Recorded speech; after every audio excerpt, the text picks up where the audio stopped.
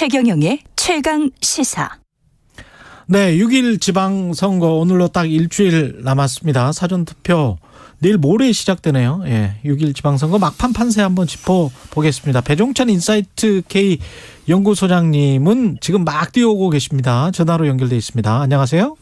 안녕하십니까. 배종찬입니다. 예, 늦으셨습니다. 장성철 대구 가톨릭대 특임 교수님은 나와 계십니다. 안녕하세요. 네, 안녕하세요. 장성철입니다. 예. 일단 몇 대 몇, 이거 있잖아요. 네. 몇 대 몇이 될 것 같습니까? 제가 먼저 얘기할까요? 예. 저는 12.5 국민의힘, 4.5 민주당 이렇게 예상해 봅니다. 12.5가 어디 있어요? 아니, 한 군데가 좀 헷갈려가지고요. 그럼 13인지 네. 10인지 딱. 예. 저는 다음에 또 한번 모셔야 되니까 13, 선거 끝나고 13대 4 이렇게 예측해 보겠습니다. 13대 4. 예. 민주당 참패네. 네. 13대 4. 민주당 망했다라는 게 저의 4는 어딘가요?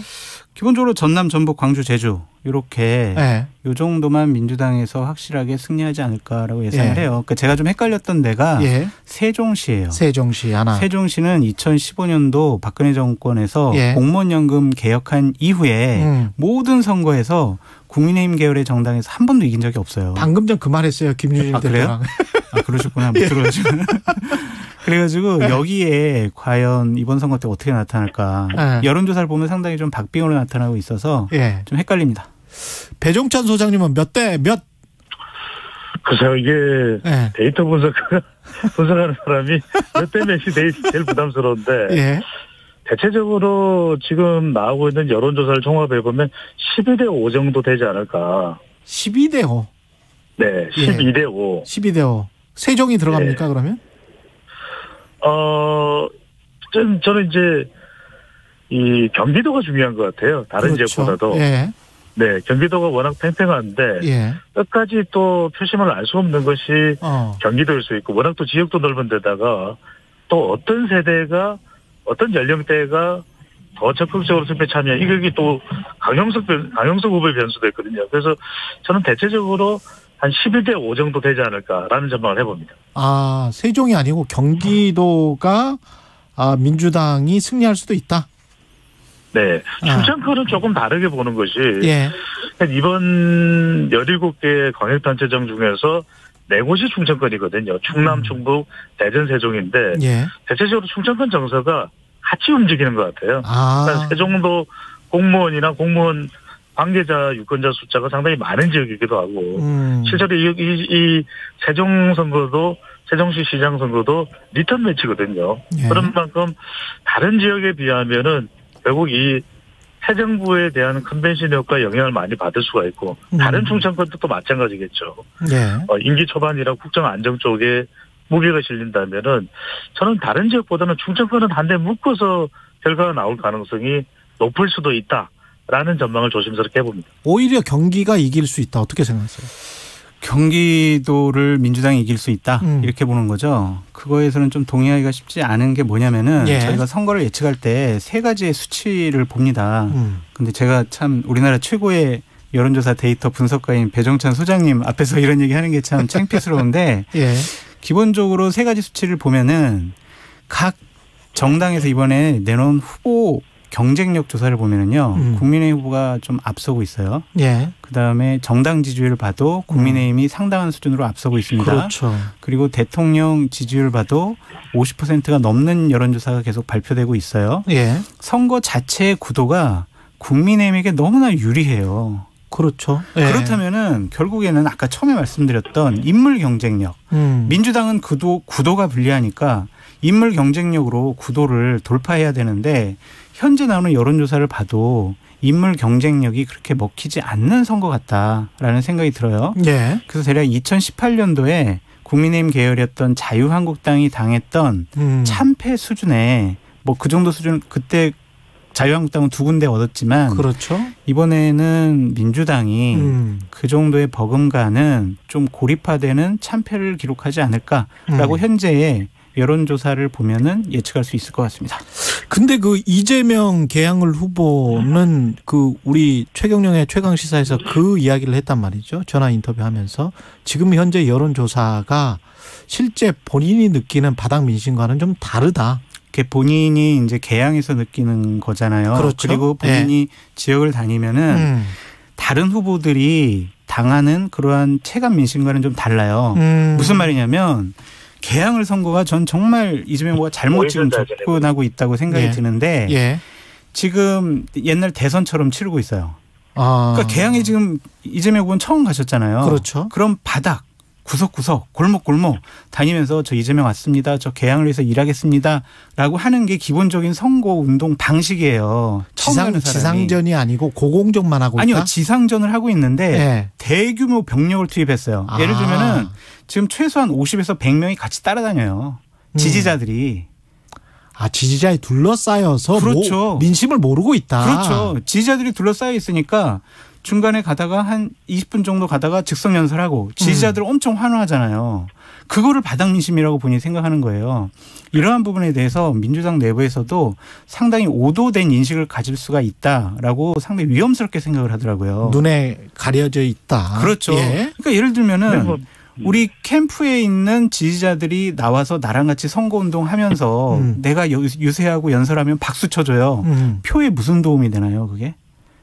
한 명이라도 그렇지. 다른 쪽에 있는 사람들을 만나서 내 표로 끌어와야지. 그렇죠. 그래서 지금 체감 민심을 잘못 인식하고 계시고 있다. 민심을 읽는 안테나가 고장났다라고 볼 수밖에 없습니다. 그럼 이재명 후보뿐만이 아니고 뭐 민주당 전체가 좀 문제가 있다? 아니요. 이재명 후보가 저는 그 선거구에서는 그렇게 느끼고 있다고. 배종찬 소장님은?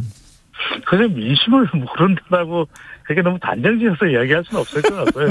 그만큼 민심이 엄혹한 거죠. 대선 패배 이후에 여러 가지 악재들이 더불어민주당 쪽에 많았지 않습니까? 뭐 검찰 수사권 기소권 분리도 당위성이야 이제 해야 된다라고 더불어민주당 쪽에서는 강력하게 추진했지만 또 민심은 또 그렇게 호의적이지 않은 부분도 있었고 또 성비위 추문도 더불어민주당 지지율 하락에 또 인사청문회에서 그다지 가공할 위력을 좀 발휘하지 못했던 것도 영향을 줬겠죠. 그런데 바닥 민심을 모른다기보다는 그만큼 이번 선거 판 자체가 기울어져 있는 거죠. 근데 그런 속에서 이재명 이 선대위원장의 선거 지역인 개항을 또 쉽지 않습니다. 그게 이제 민심의 현 주소라고 볼 수가 있는 것이고 그런 속에서 이제 더 강력하게 더 판을 좀 이끌고 나가기 위해서 그렇게 또 노력하는 것이라고 봐야 되는 것이지. 그래서 뭐 민심을 모른다. 그럼 뭐 국민의힘 후보자들은 민심을 철저하게 다 잘 알고 있겠습니다. 아니 제가 그래서 민심을 그만큼 어려운 선거 지형이다 이렇게 봐야 되겠죠. 제가 민심을 모른다고 하지 않았고요. 잘못 읽고 있다. 잘못 읽고 있다. 라고 얘기를 했습니다. 의제는 지난 대통령 선거까지는 뭐 부동산이 압도적이었잖아요. 계속. 근데 이제 지금은 사실은 생각보다 그 말 덜해요. 왜냐하면 시장 상황이 변해서 그런가? 아니, 정책 이슈는 이번에 지방선거 때는 안 먹혀요. 안 먹힙니까? 큰 구도의 선거죠. 예를 들면 뭐 대통령 일 잘하나 못하나? 아니 취임한 지 22일 만에 열리는 지방선거잖아요. 그렇죠. 그러니까 중심이 이 정권에게 힘을 실어줄까? 아니면은 이 정권을 견제해야 될까? 이 생각을 갖는 거예요. 국민들이. 그런데 배종찬 소장님 말씀 잘해주셨지만 민주당이 너무 못했어요. 검수완박 법안 밀어붙이게 해서 국민들이 왜 저러지? 인사청문회 보니까 준비 안 하고 공부 제대로 못했네? 라는 생각. 그리고 박완주 의원의 성범죄 사건. 민주당이 아직 견제할 만한 그런 세력으로 자리를 못 잡고 있구나라고 인식하고 판단하는 것 같습니다. 그런데 국민의힘이나 윤석열 대통령 쪽에는 긍정적인 이슈들만 계속 보도되고 있잖아요. 바이든 미국 대통령 와서 뭐 분위기 좋게 하고 갔고 그다음에 뭐 추경 지금 준다고 하니까 소상공인 자영업자분들은 기대감이 있고 뭐 국민의힘이 그렇게 뭔가 실수하지 않는 것 같고 반대했던 정호영 보건복지부 장관 후보자 사퇴했고 그러니까 특별히 비판할 포인트가 없어요. 근데 민주당은 어제 보셨지만 비대위원장들끼리 죄송합니다. 잘못했습니다. 했더니 그거는 네 생각이지. 이런 식으로 내부 분란만 일어나고 있어요. 그렇다면은 분열이 일어나고 있는 진영에서 선거를 이길 수 있다? 이렇게 판단하는 것은 무리입니다. 배종찬 소장님 어떻게 생각하십니까?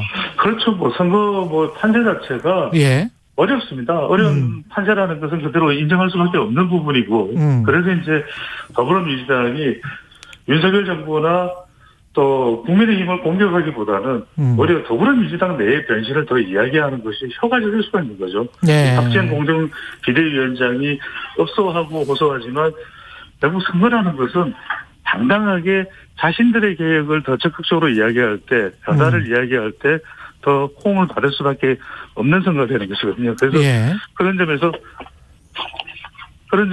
예. 매우 중요한 그런 선거인데 이번 지방선거가 예. 대선 연장전이고 대선 2차전이기 때문에 그런 면에서 예. 더불어민주당의 선거 방향이 더불어민주당의 변신 쪽에 오히려 더 초점이 맞춰져야 되는데 그렇지 못한 것이 선거 운동에 그렇게 효과적이지 못하다라고 볼 수 있는 것이겠죠. 예, 지금 막 걸어서 올라오고 계시는 것 같은데 이 문제를 이야기를 해야 될까요? 경기도가 지금 뭐 그래도 네. 접전 지역이니까 네. 경기도에서 강용석과의 그 단일화 그게 막판이라도 가능할까? 우리가 정치권에서 말씀드리는 정형적인 예. 그런 단일화는 안 될 것 같고요. 예. 그러니까 예를 들면 강용석 후보가 요청했던 세 번의 여론조사 하고요. 세 번의 TV 토론하고 한 번에 여론조사 합시다. 그래서 단일화 합시다. 이거는 김은혜 후보가 받아들일 가능성이 없죠. 그렇다면 이제 27일, 28일이 사전 투표 날이지 않습니까? 지금 시간도 얼마 안 남았어요. 네. 그 전에 강용석 후보가 자진 사퇴해야 되지 않을까. 왜냐하면 만약에 예. 강용석 후보가 완주를 했어요. 예. 그래서 경기도지사 선거 결과를 보니까 김은혜 후보가 강용석 후보가 얻은 표만큼 졌어요. 그래서 예. 경기도지사 선거를 졌어요. 그럼 강용석 후보는 보수우파 진영에서 정치를 하기 어렵습니다. 너 때문에 경기도지사 뺏겼잖아. 너가 너 안 돼. 이런 식의 인식을 받을 수밖에 없어요. 그런데 그게 지금 제가 말씀을 드릴 수밖에 없는 것이 예. 국민의힘의 기준에서 지금 강용석 후보를 바라보는 거잖아요. 그렇죠. 그러니까 보수 진영에서는 왜 사퇴 안 해? 왜 김은혜 후보 괴롭혀? 이게 이른바 논란이 됐던 전화상의 내용이기도 했잖아요. 예. 그러니까 김동연 후보를 공격. 근데 강용석 후보도 지지층들이 있을 거 아닙니까? 지지하는 사람들은 사퇴를 원하겠어요? 완주를 원하겠죠. 아니 거기는 또 강력하게 강용석 후보 절대 사퇴하면 안 된다. 이렇게 하던데요. 그러니까요. 그래서 저는 제가 드리고 싶은 말씀 뭐냐면 예. 김은혜 후보나 국민의힘에서 강용석 후보 변수를 해소하고 싶으면 그만큼 뭔가 시도를 해야죠. 노력을 해야죠. 어떤 단판이 됐든지 아니면은 경기도정을 뭐 공동으로 운영하기로 했다든지 그게 국민의힘에서는 화가 날 거예요. 아니 강용석 후보 그냥 사퇴해주면 우리가 좋은데 왜 안 해? 근데 선거는 그런 게 아니죠. 왜냐하면 강용석 후보는 강용석 후보의 지지층이 있는 거예요. 그러면 강용석 후보를 어떻게든 내 품으로 끌어안을 수 있는 그런 뭔가 제시가 있어야 되지 않겠습니까? 제안이 있어야 되지 않겠습니까? 그렇죠. 그건 없고 오로지 강용석이 잘못됐다. 강용석 후보는 나쁜 후보다. 이렇게 일방적으로 주장하는 것은 강용석 후보의 지지층에게는 굉장히 거슬리는 표현일 수가 있겠죠. 제가 나쁘다고 한 적 없는데요. 아니 그러니까 제가 뭐 일반적으로 뭐 그런 잠깐만 제가 예. 장성철 교수님이 예. 나쁜 후보라고 이야기했던 적도 단 한 번도 없습니다. 알겠습니다. 그러니까 자꾸만 이걸 민감하게 저는 안 받아들였으면 좋겠어요. 저는 제 이야기를 하는 거예요. 예. 예. 그러니까 장 교수님도 자신의 이야기만 하면 되는 거죠. 예. 저한테 기분 나빠요? 그러니까 계속 배 소장이 왜 이렇게 이야기해라는 것은 저는 그렇게 옳은 해석은 아닌 것 같고. 저는 근데 강용석 후보가 이미 얻을 것 많이 얻었다. 예. 정치적인 영향력도 보여줬고 나는 대통령하고 통화하는 사람이야. 지금은 뭐 부인을 하고 있지만 그러한 것을 보여줬기 때문에 충분히 자신이 얻을 거는 다 얻었다라는 생각이 들고 글쎄요. 강용석 후보가 만약에 나는 소수의 나의 지지층을 데리고 가면서 나는 그냥 코인 뭐 돈 좀 벌고 한 2, 3% 정도의 나는 정치적인 영향력만 갖고 있을 거야 라고 판단한다면 완주해도 되겠죠. 예. 하지만 본인이 제도권 정치권 국민의힘에 입당을 해서 정치를 하려면 이번에 접어야 되는 게 맞습니다. 그러니까 이 강용석 후보의 주파수는 지금 현재 이번 지방선거에 있는 것이 아니라 2024년 총선에 있다. 거기서 국민의힘 후보로 총선에 나가서 배치다는 거다라고 저는 전망해 봐요. 그런데 이제 강용석 후보를 부담을 드러낼 수 있는 방법은 이렇게 계속해서 강용석 후보를 질책한다면은 또 강용석 후보를 추궁한다면 그건 좋은 방법이 안 되겠죠. 선거에서 결국은 사람을 끌어들이기 위해서는 결국 윤석열 대통령도 여론조사 공표 금지되는 첫날에 단판을 지었지 않습니까? 예. 어떤 식으로 공동정부하자. 그러니까 그런 대선의 예가 있듯이 그런 시도가 있어야 되겠죠. 그래야 예. 강용석 후보도 흔쾌히 아주 흔쾌히 어느 정도 흔쾌인지는 모르겠습니다만. 그런데 강용석 후보랑 김은혜 후보가 손 딱 잡고 자 우리 단일화했습니다. 경기도 도정 같이 하겠습니다.라고 나가는 화면이 과연 선거에 좋을까? 긍정적일까? 그런데 그런 방법만 있는 게 아니죠. 한동훈 법무부 장관이 어떤 이야기합니까? 왜 누구 소환 안 해요? 그랬더니 수사에는 여러 가지 방식이 있습니다. 단판에는 여러 가지 방식이 있는 거예요. 꼭 그렇게 손들고 이렇게 막 극적으로 또 공개적으로 하는 방법도 있겠지만 물밑에서 하는 방법도 있잖아요. 그러니까 이제 다양한 방법이 시도될 수 있다. 우리 집 말씀이에요. 물밑에서 해가지고 강용석 후보 그냥 잦은 사퇴하는 식이 가장 좋죠. 끝내야 된다는데? 뭘 끝내요? 방송을 우리가 47분까지 끝내야 되는데 남은 변수 한마디씩만. 이게 지금 일주일 남았는데 두 분 다 아주 압도적으로 국민의힘이 이길 것 같다. 그렇게 그러니까 현재 여론조사 수치를 보면은 그렇게 전망할 수밖에 없고요. 남아있는 변수라고 하면은 결국에는 저희가 계속 말씀드리는 거예요. 그러니까 정당과 후보의 결정적인 실수, 정말 되돌릴 수 없는 말실수, 행동실수. 또 하나는 정말 오만하고 교만한 모습을 보이게 되면 국민들이 막판에 쟤네들 너무 건방진 것 같아. 쟤네들 좀 견제해줘야지. 이런 견제 심리가 나올 수 있거든요. 다른 변수는 특별히 없을 것 같습니다. 결국엔 국민의힘 쪽보다는 왜냐하면 워낙 판 자체가 더불어민주당이 힘든 상황이기 때문에 더불어민주당에 남아있는 변수는 결국 그래도 얼마만큼 쫓아가고 조금이라도 결과를 더 긍정적으로 만들어낼 수 있느냐는 결국 지지층인 40대, 50대 초반이 얼마나 적극적일 수 있느냐. 전 투표율에 달려있다. 40대, 50대의 투표율이 결국 더불어민주당 기준으로 볼 때는 중요한데 여기서 버려야죠. 내 것을 다 내려놔야지.